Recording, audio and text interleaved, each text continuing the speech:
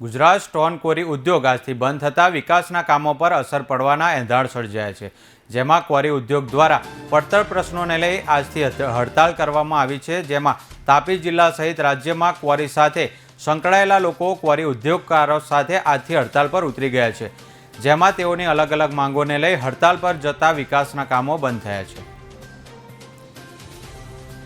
અમને જે 60% ક્વોરી ગુજરાતમાં અત્યારે ઇસીના કારણે બંધ કરવામાં આવી છે, એના ટેકાની અંદર અમે બાકીની 40% ક્વોરી પણ સરકારે બંધ કરવાની અમને ફરજ પાડી છે.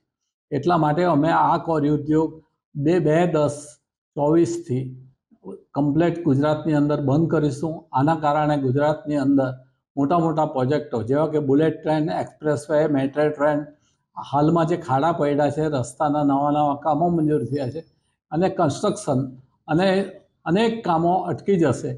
આ બધાના કારણે અમને અમારી જે માંગણી છે કે આ ગૌણ ખનિજની અંદર ઈસી 2016 સુધી તો હતું જ નહીં, તો પહેલાં ચાલતું તો અત્યારે કેમ એને દાખલ કરવામાં આવ્યું છે? તો અમારો મુખ્ય માંગણી ઈસી આ ઉદ્યોગમાંથી ગૌણ ખનિજમાંથી કાઢી નાખવી જોઈએ અને ખાડા માપણીનો પ્રશ્નનો કાયમી ઉકેલ અમને આપવો જોઈએ એવી મારી સરકારને નમ્ર વિનંતી છે. સરકારને વારંવાર અમે મુખ્યમંત્રીશ્રી, કમિશનરશ્રી, સિયા કમિટી બધાને રજૂઆત કરી છે, પણ એમનું વલણ હકારાત્મક હતું છતાં પણ અમારું કામ થઈ શક્યું નથી.